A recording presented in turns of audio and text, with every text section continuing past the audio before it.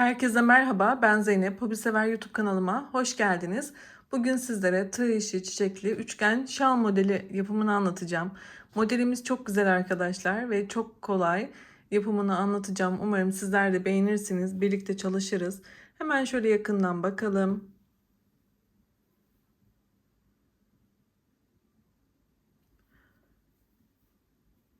Arka yüzü.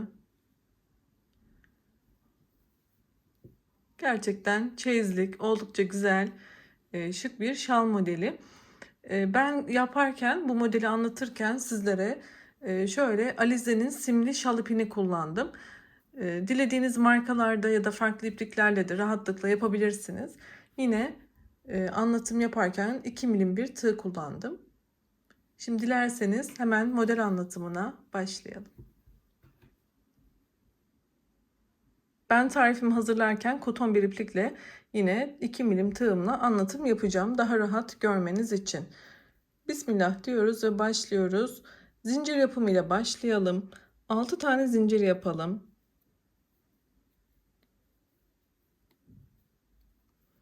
Ve ilk zincirimin içerisine batarak küçük bir halka yapıyorum.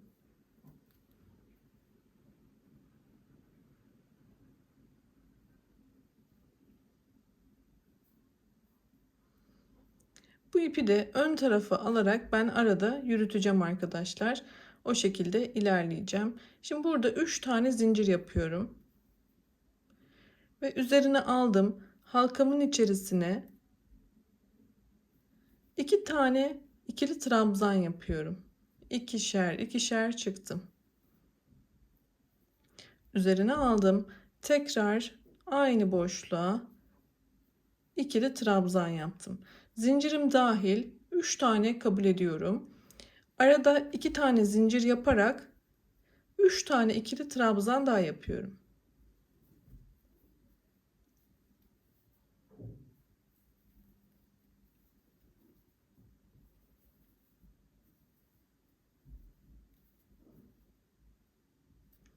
İki zincir ve üçüncü grubumu yapıyorum. 3 tane ikili trabzan.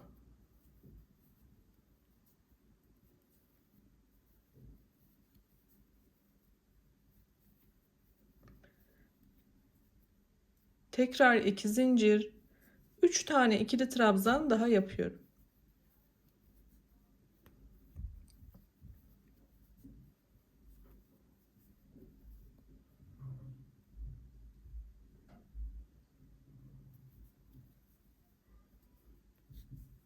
Evet, hemen bakalım. Toplam 4 tane grubumuzu oluşturarak şalımızın başlangıcını hazırladık.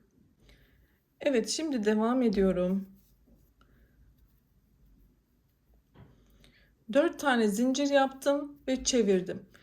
Sağ kenardaki ilk boşluğun içerisine 3 tane ikili trabzan yapıyorum.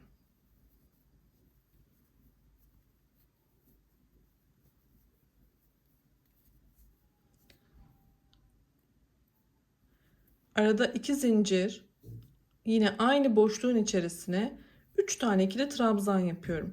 Sağ ve sol kenar şalımız bitene kadar hep aynı devam edecek arkadaşlar. Su taşı yaparak sağ kenarı oluşturdum. Şimdi 3 tane zincir yapıyorum. Üzerine sardım. Aradaki boşluğun içerisine 3 tane ikili trabzan yapıyorum.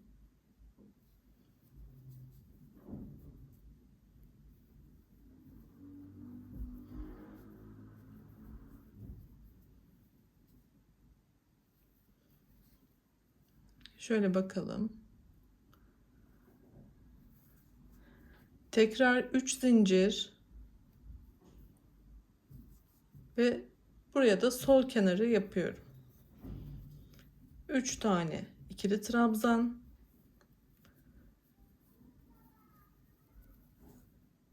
2 zincir ve aynı yere tekrar 3 tane ikili trabzan. Desenimizin ilk sırasını tamamladık. Birinci sıramızı yaptık. Desenimiz 2 sıranın tekrarı. Şimdi ikinci sıraya başlayalım.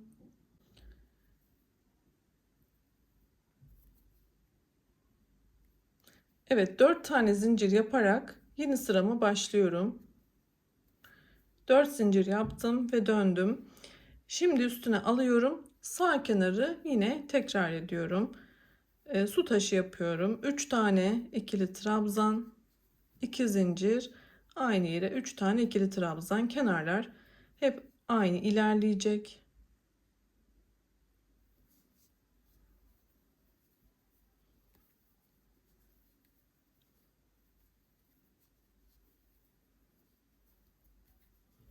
Evet, sağ kenarı tamamladım. 3 tane zincir yapıyorum. Üzerine aldım. Bu başlangıçta orta gruba yapmış olduğumuz birinci sıramızdaki 3 tane trabzanın ilkinin tepesine batıyorum. Yarım ikili trabzan yapıyorum. Yani 2 sefer çıktım. Diğer ikisini tığımda tutuyorum. Tekrar üstüne sardım. Aynı yere ikinci yarım trabzanımı yapıyorum. 2 taneyi çıktım. Tığımda 3 taneyi bekletiyorum. Üzerine aldım. Aynı yere tekrar üçüncü yarım ikili trabzanımı yapıyorum. Yani ikisini çıktım. Diğer ikisini tığımda bekletiyorum. Şu an tığımda 4 tane ilmek beklemekte. Hepsini tek seferde çıkartıyorum. 1, 2, 3, 4 tane zincir yapıyorum. Ve buradaki yaptığım yaprağın dibine batırdım. İlmeği kaydırarak çıkartıyorum. 3 zincir ve ikinci trabzanın tepesine yine 3 tane yarım ikili trabzan yapıyorum.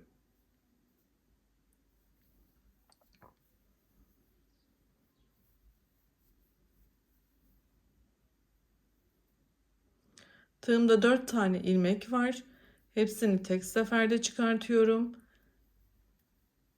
4 zincir ve dibine kaydırma yöntemiyle ekliyorum.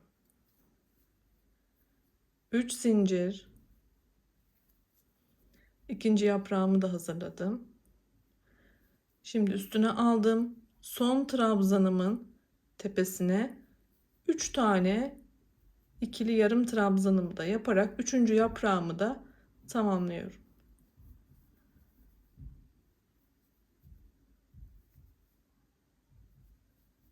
Hepsini tek seferde çıkarttım. 3 tane zincir yapıyorum. Şöyle bakalım. Üzerine aldım ve sol kenarı yapıyorum.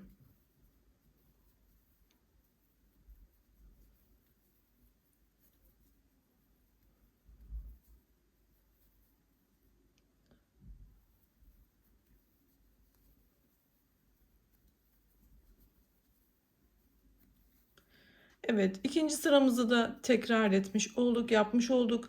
Burada arkadaşlar desenimiz birinci ve ikinci sıranın tekrarı olarak sürekli devam edecek.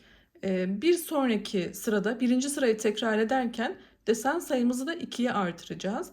Ve şalımız hep aynı şekilde devam edecek, artarak ilerleyecek. Şimdi tekrar birinci sıranın tekrarıyla hem artırmayı göstereceğim hem de modeli tekrar başlayacağız. Bu şekilde devam edelim.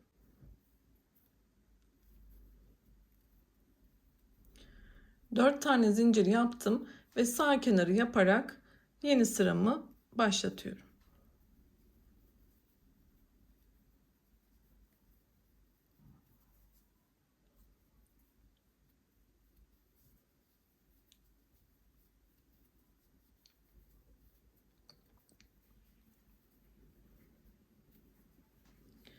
Evet, sağ kenarı yaptım. Şimdi 3 tane zincir yapıyorum. Üzerine aldım. Çiçeğimin öncesindeki boşluğun içerisine 3 tane ikili trabzan yapıyorum.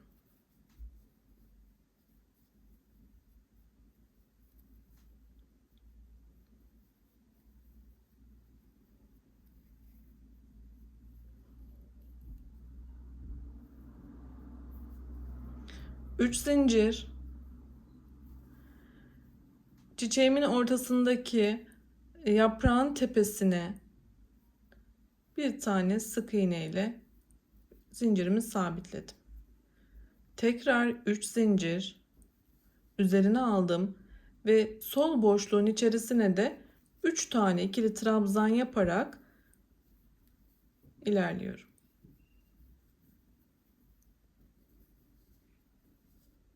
Tekrar 3 zincir ve sol kenara devam ediyorum.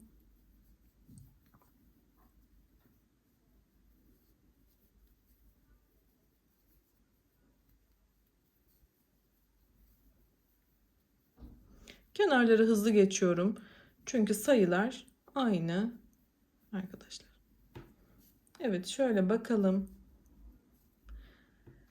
Burada hem birinci sıramızın tekrarını uygulamış olduk, hem de artırma yapmış olduk. Şimdi 2 tane desene artıracağız. Bir sonraki sırayı başlatalım. 2 tane çiçeği yapacağız bu sırada arkadaşlar. Evet, yeni sıraya başlayalım. Dönüşlerde 4 zincir yaparak sağ kenarı başlatıyorum.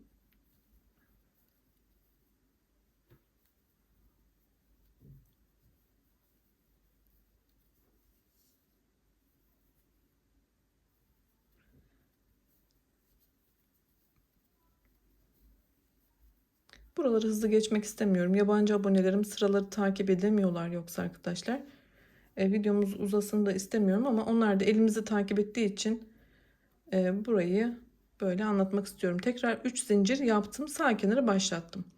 Şimdi ilk trabzanımın tepesine 3 tane ikili yarım trabzan yapacağım.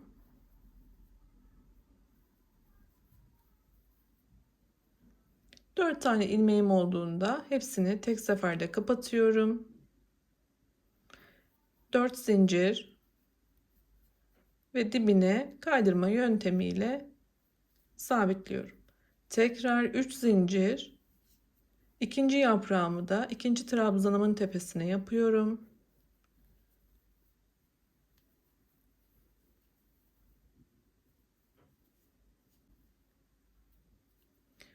Dört zincir, dibine yine kaydırmayla ekliyorum. 3 zincir ve üçüncü yaprağımı da yine trabzanımın tepesine yapıyorum.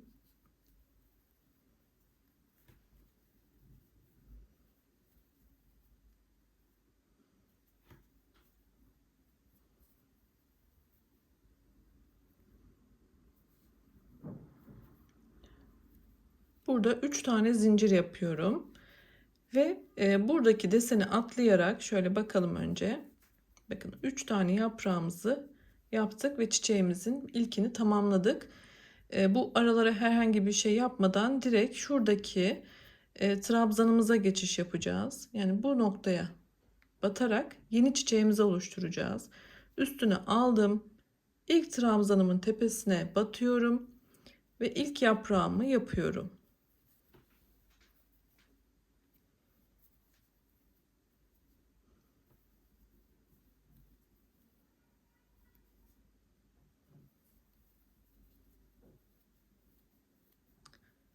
Şöyle göstereceğim. Bakın.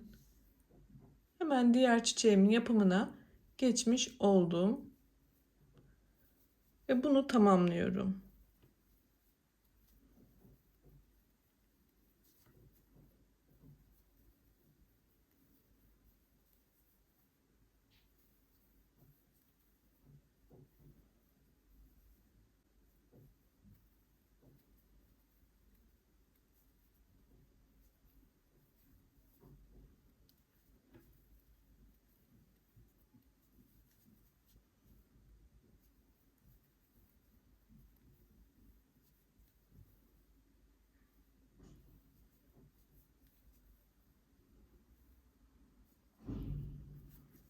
Şimdi sol kenara geçerken de 3 tane zincir yapıyorum. Üzerine aldım ve sol kenara geçişimi yaptım.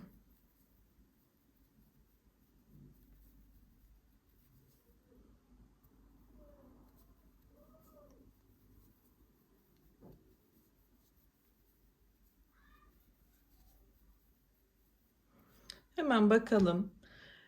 2 sıranın tekrarını devam ettirdik. Önce trabzan, sonra yaprak sırası ve desenimizi de 2 tane çiçeğe artırmayı da göstermiş oldum. Şöyle. Şimdi 3 tane deseni artıracağız ve bu 2 sırayı yine tekrar edeceğiz. Trabzan ve yaprak sırasını. Şöyle hemen yeni sıraya başlatıyorum.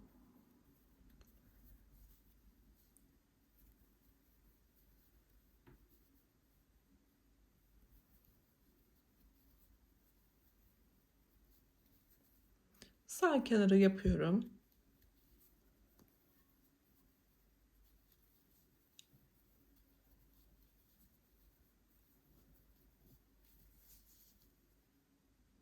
Bu sırada desen sayımız 3'e artacak. 3 tane zincir yapıyorum. Öncelikle ilk boşluğun içerisine 3 tane ikili trabzanımı yapıyorum. Her sırayı bu şekilde başlatıp ikinci sırayla tamamlıyoruz arkadaşlar ve dediğim gibi 2 sıranın tekrarı olacak. 3 tane zincir yaptım. İlk çiçeğimin orta yaprağının tepesindeki şu boşluğa sık iğnemi yapıyorum. Tekrar 3 zincir üzerine aldım. İki çiçeğimin ortasındaki boşluğun içerisine de yeni 3 tane ikili trabzanımı yapıp yeni 3'e artırdığım için bir çiçek yapıyorum buraya daha sonra. Bakın şöyle üçlü grubumu yaptım. Tekrar 3 zincir, sık iğne, 3 zincir ve soldaki boşluğun içerisine 3 tane ikili trabzan. Tekrar 3 zincir ve sol kenarı yapıyorum.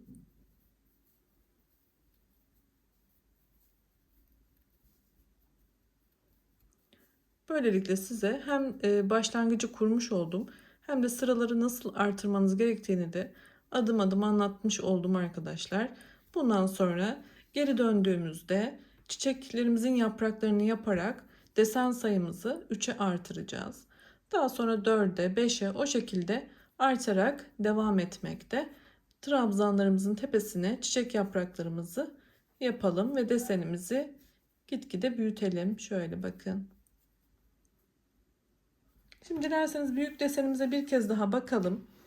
Desenimiz bu şekilde her sırada tek olacak şekilde artıyor. 1, 2, 3, 4, 5 bu şekilde ilerliyor. Umarım beğenmişsinizdir. Şalınızı omzunuzda örterek boyutunu da belirleyebilirsiniz. Kenar yapmak isteyenler yine şal kenarı püskül yapımı ya da örümcekli kenar yapımı videomun sonunda olacaktır. Oradan da bakarak beğendiğiniz bir şal kenarını da uygulayabilirsiniz. YouTube kanalıma abone olmak da ücretsiz. Abone olarak bildirimleri açmayı unutmayın lütfen. Sağlıkla kalın, hoşça kalın.